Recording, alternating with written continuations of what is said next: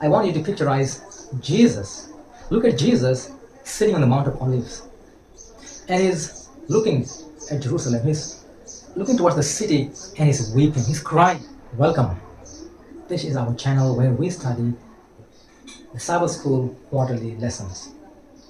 And this quarter we are studying the Great Controversy. The Great Controversy is a wonderful lesson prepared by the Seventh-DayAdventist Church. Thank you, SDA Sabbath School quarterly team. Central issue, love or selfishness. Is it love or selfishness? I want you to picturize Jesus. Look at Jesus sitting on the Mount of Olives. And he's looking at Jerusalem. He's looking towards the city and he's weeping. He's crying. He's crying for what? He knows exactly what is going to happen to the city. So if Jesus knew the fate of Jerusalem, if Jesus knew the fate of the Jewish people or the children of Israelites, why did he choose them in the first place? Well, our lesson teaches us that it is not Jesus, it is not God who destroyed the city of Jerusalem. It was not at all God's plan to take them captives from Jerusalem to Babylon. It was the act of Satan. But God had to allow this because the power of choice is given to you and I. If we choose to be with Jesus, Jesus has His protection always around us. But we see the children of Israel or the Jewish people, although God chose them as His chosen people, they rejected Him. And by rejecting Jesus, they rejected the divine protection. They forfeited the divine protection. That's what our lesson teaches us. Now here's the thing.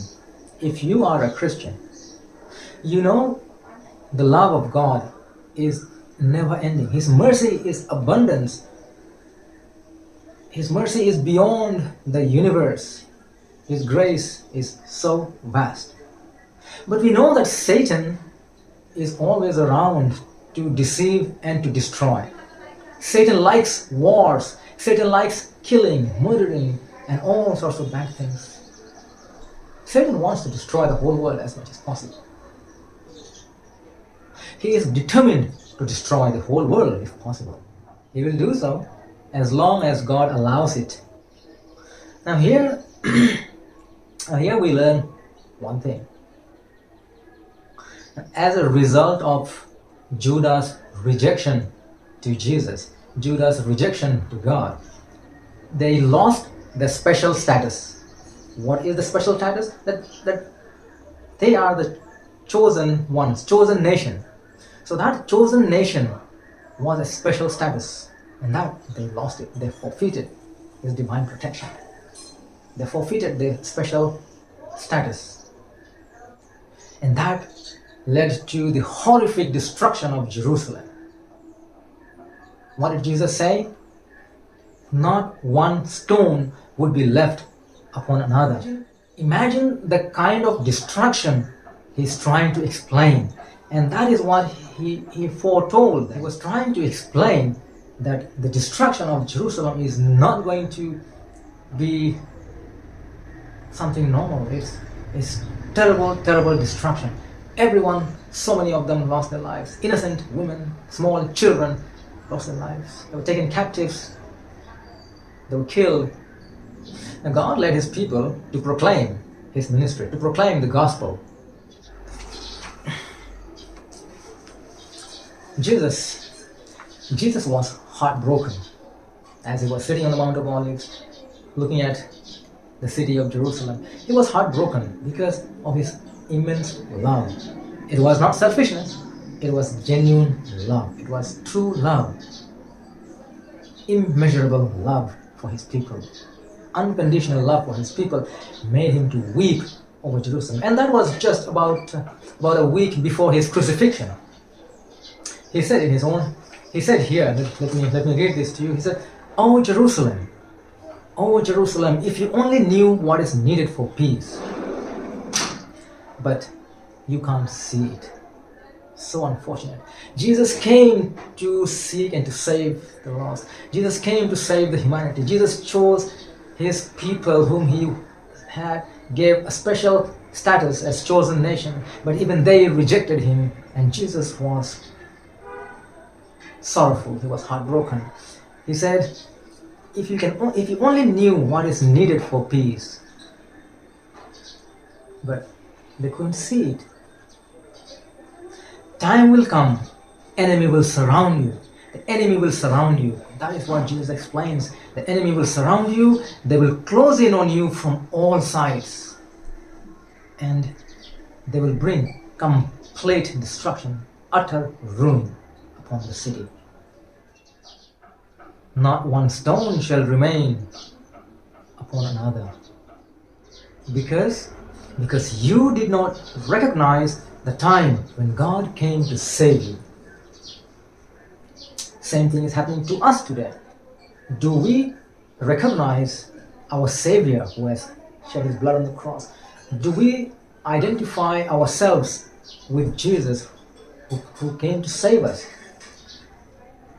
Do we seek his divine protection, or do we choose to go away in our own way, seeking our own worldly pleasures?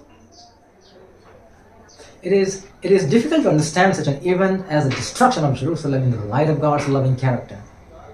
So many were slaughtered. But Satan delights in war. So Satan likes to destroy the world, bring suffering, calamity on this earth upon his people, upon his children, and puts all the blame on God. That is Satan's job.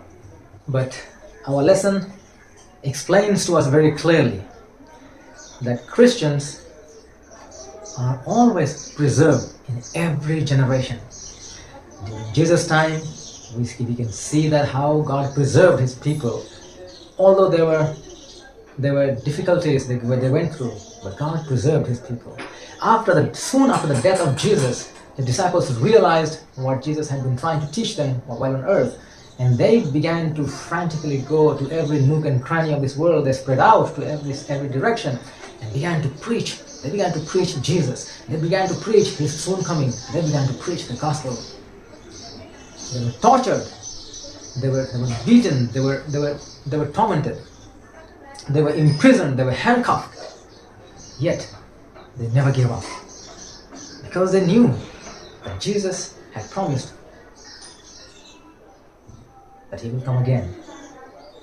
No matter how many persecutions they went through, no matter what painful situations they had to go through, yet they never gave up. And there were members joining the church. There were churches built at many places. It says, in vain were Satan's efforts to destroy the church of Christ by violence. Satan tried to destroy the church by the act of violence. Did he win it? No. Jesus won. Jesus was victorious by his death on the cross. And likewise, his disciples also gave up their lives. They were killed, they were tortured, but through their death, it was a victory for the church as a whole. Their death encouraged others to carry on the legacy. So in death, there is a victory. That is what we learn from this lesson. Stephen, we know the story of Stephen. He was faithful unto death. Even when till the last stone was flung at him, even as he gave up his life, even as he breathed his last, he said, Father, do not remember their sins. That is what he learned from the life of Jesus. Love for your people, love for your fellow men. And because of the death of Stephen, many others came to know the truth and they joined the church. Now, the early Christian church was growing. Why? Not just because of preaching, but an act of kindness. What Jesus taught, to preach and to teach and to heal. So we see his disciples visiting the sick, the poor and the needy. They prayed for them. They healed the sick. They healed the crippled, the lame. And that brought in many people to follow Jesus. Even in today's world, we as Christians need to go out into the world, find those poor, the needy, the sick, the suffering, the lame, the crippled who are struggling to live a normal life. We need to pray for them. We need to provide them help, physical need. We need to help them in times of their trouble. And thus share the love of Jesus Christ. And thus carry on the legacy of love which Jesus our Savior has taught us.